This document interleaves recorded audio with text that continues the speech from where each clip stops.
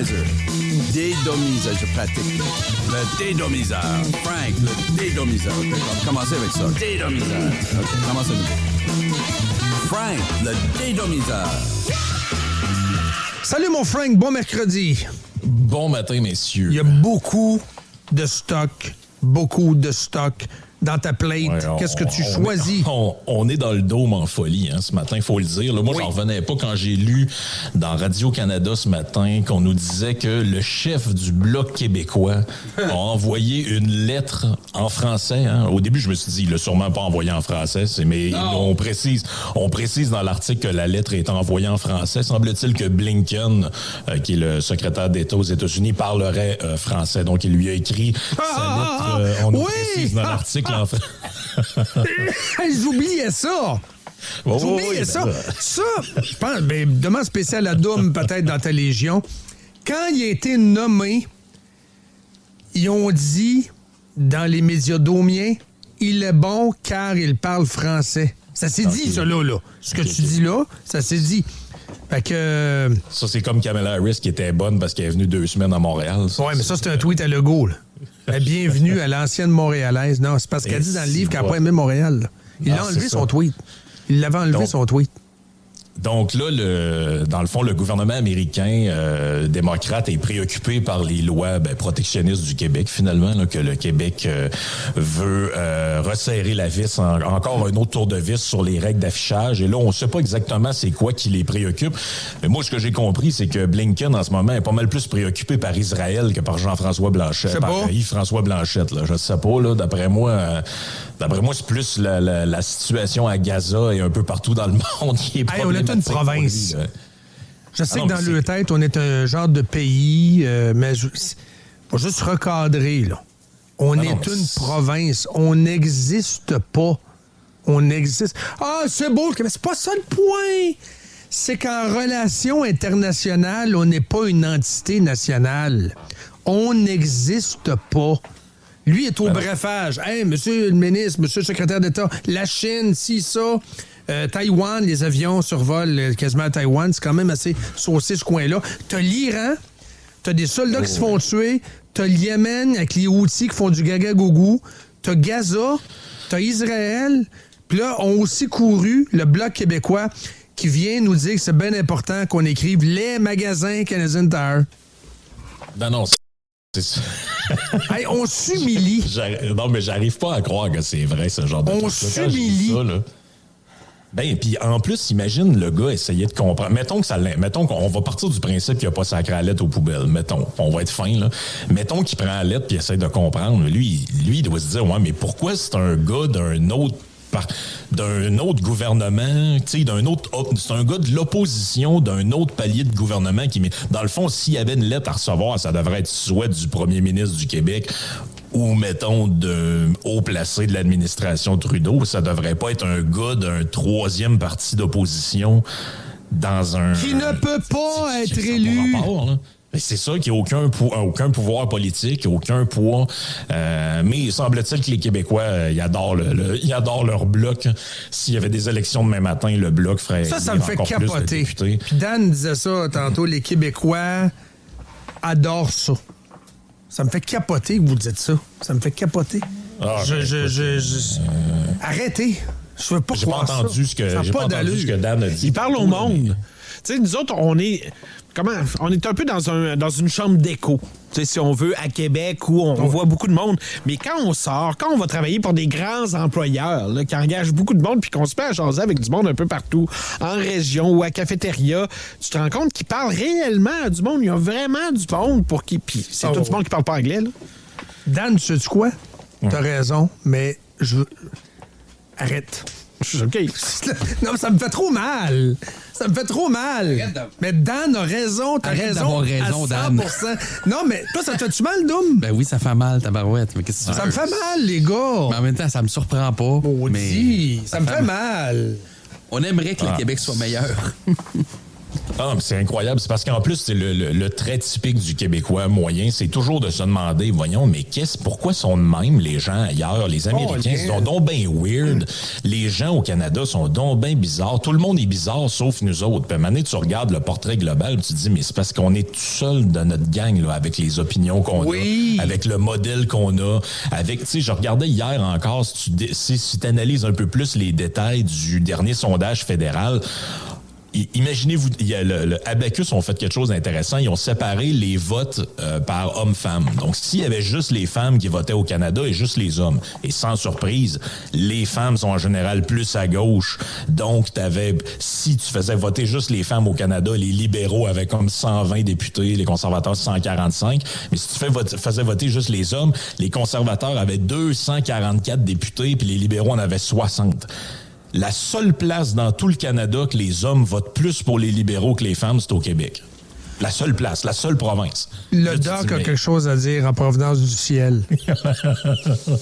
Familisé à l'os.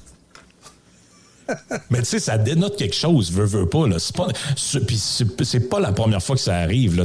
Quand tu regardes ces types d'enjeux-là dans les sondages, le Québec a souvent une position qui est à part des autres. Puis même globalement, tu regardes ça va être une vague bleue qui va déferler le Canada au complet, sauf ici. Ici, ça va être une vague bleu bébé. Mais c'est ça. L'autre, c'est bleu marin, c'est bleu poudre. Un peu comme l'annonce d'aujourd'hui. Ça aussi, là, on va s'humilier, là, on va se le dire. Là. Faut pas que ça soit traduit, ces affaires-là. Le web, le maudit web, là, des fois, là, j'aimerais ça que ça existe pas. Colin.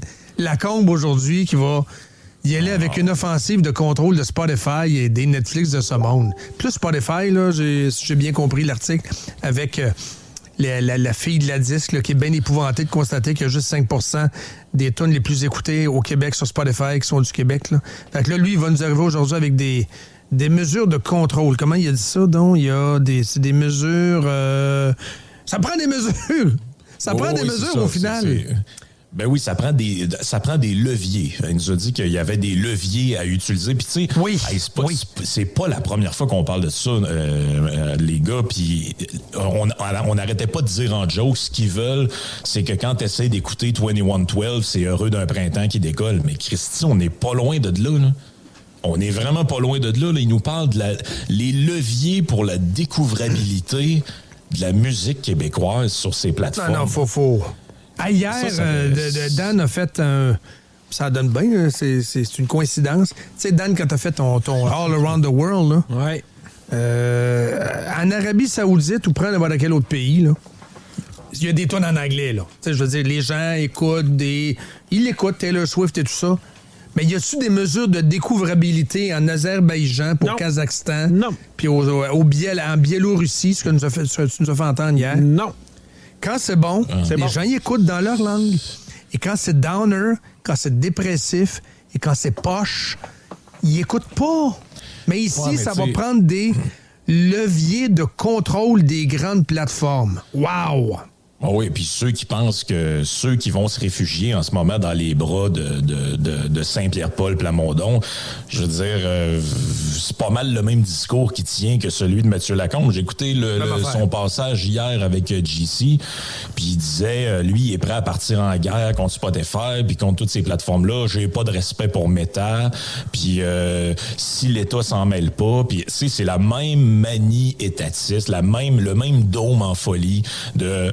Vous écoutez pas la bonne musique, vos enfants, vous êtes pas capable de gérer le téléphone, nous autres, on va s'en occuper. Tu sais, c'est l'espèce de même manie dômienne de toujours vouloir contrôler, de toujours vouloir se mettre les mains où ce qu'on n'a pas d'affaire à aller. Puis c'est la même affaire. Dans le fond, finalement, les Québécois, ils écoutent pas la bonne musique. Ils devraient écouter d'autres choses. Puis là, on y va avec des moyens détournés. Ouais, mais c'est parce qu'ils n'ont pas accès. Mais ils n'ont pas accès. Je veux dire, nous prenez-vous pour des imbéciles. Là? Je l'ai, mon téléphone. Là. Si je veux en écouter du Claude Dubois ou bien du Luc de la Rochelière, sacrément, je suis capable de le trouver. Là. Ça prend 2 clics. Là. J'ai pas besoin qu'un ministre tripote l'algorithme de mon téléphone pour que je me le fasse pousser dans le fond de la gorge. Là. Qu'est-ce que vous racontez là? C'est le village de Night Shyamalan en 2004. C'est carrément ça. Le film raconte l'histoire d'un village où la population vit dans la peur de créatures habitant dans les bois entourant la petite communauté. Là, je lis le synopsis sur Wikipédia. Je l'ai vu 3 fois, le film. T'embarques en baptême, par exemple. Christy, bon film, excuse-moi. Là. Même la 3e fois que tu le vois, t'embarques. C'est bien tourné. C'est bien fait. Possiblement le dernier bon film de Night Shyamalan. Je sais pas si Dan va être d'accord avec moi. Oui. Mais il est bon, le film, Dan. Tu peux pas nier que c'est un bon film. Oui, c'est très bon. C'est un très bon film. Là. C'était dans son bon bout, là. Mais c'est ça qu'on est au Québec. Les autres, c'est des étranges. Ils viennent étudier à McGill. On va te les écœurer. On va enlever le droit aux Québécois. Hey, le PQ, je sais pas, je suis sûr que l'entrevue était bonne, là. Je l'ai pas écouté, l'entrevue avec Jean-Claude. Ouais. Peut-être qu'on a un extrait dans Légion, assurément, là. Mais le PQ, là, dans le programme, là, loi 101 pour les cégeps, là. Ça veut dire quoi? Les Québécois nés ici pourront pas aller au cégep en anglais, là. Non. Ben oui, on est dans le contrôle et la réduction de droits. On célèbre. Ce sont des liberticides qui célèbrent la culture. C'est-tu assez anathème, ça? Je veux dire, la culture, c'est la liberté. Non. Ben oui, c'est des... Ils célèbrent les liberticides en contrôlant, en surcontrôlant. C'est fou! Moi, ce qui me dérange le plus dans tout ça, là, c'est que ces gens-là existent. Ça me surprend pas. Je suis habitué depuis qu'on est au monde qu'on a ces politiciens-là puis ces genres d'intervenants-là. Mais ce qui me désole le plus, un peu comme Dan disait avec le Bloc québécois, c'est l'armée d'idiots utiles qui tournent autour de ces gens-là dans la population et qui viennent tout le temps banaliser ces gestes-là. Tu sais, quand ils ont fait leur sortie, le PQ, sur les téléphones et les tablettes, c'était rempli de monde qui sont venus me dire, moi, ces réseaux sociaux, « Ouais, mais c'est juste de la sensibilisation. » Ben, j'étais là, non, c'est pas juste de la sensibilisation. Ouvre tes yeux puis regarde ce qui est écrit sur le papier, là. Interdire, obliger, forcer, c'est toutes des mesures contraignantes puis c'est toujours la même affaire. Comme disait Patricia dans l'entrevue hier, on vous trosse plus. Quand vous mettez le pied dans la porte, on sait que le deuxième va s'en suivre, puis après, vous allez l'ouvrir, puis ça va continuer. Puis c'est toujours par petits pas. Puis là, tu sais, si tu permets au gouvernement d'aller jouer dans l'algorithme de ces plateformes-là, c'est quoi vous pensez qu'il va arriver? Ben oui, au début, ça va être pour des bonnes intentions. On va mettre de l'avant telle affaire, mais ça pourrait-tu aussi arriver que ça soit pour cacher certaines affaires?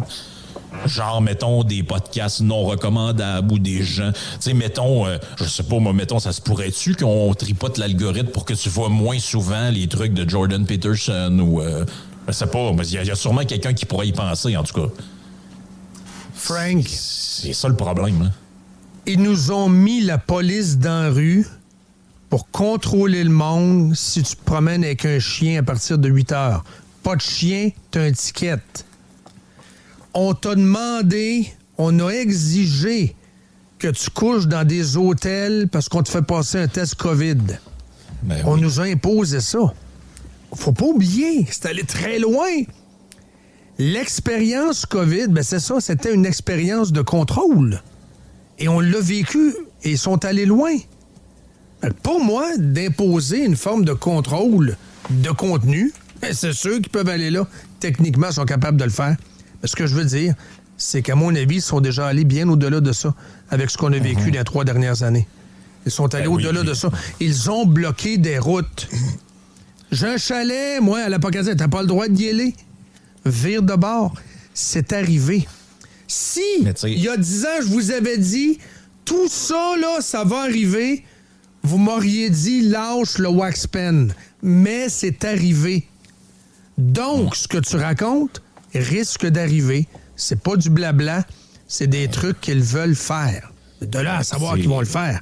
Je ne sais pas s'ils vont le faire, mais ils veulent le faire. Ils sont capables techniquement de le faire.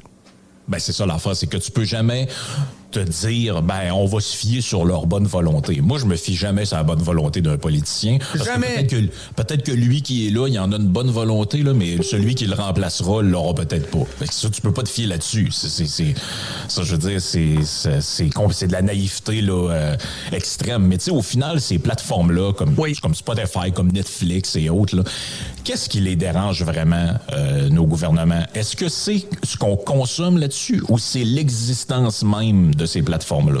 Moi, je pense qu'au fond de la patente, leur problème, c'est que ça existe. Mais comme ils peuvent pas l'interdire, évidemment, parce qu'ils ont pas ça causerait toutes sortes de problèmes diplomatiques, tout ça, ben on peut se ramasser dans un scénario à la Facebook, là. C'est-à-dire qu'ils essayent d'aller jouer dans ces algorithmes-là en faisant des pressions, tout ça. Puis un moment donné, ces business-là, qu'est-ce qu'ils vont faire? Ils vont juste dire, savez-vous quoi? Le service, il va être discontinué chez vous parce que c'est pas gérable. Ça peut arriver. Comme les concours, on est barré sur différents concours. Il faut se laisser, parce que Stéphane Bureau s'en vient sous peu. Merci beaucoup, Frank. À vendredi. Ciao. Ciao.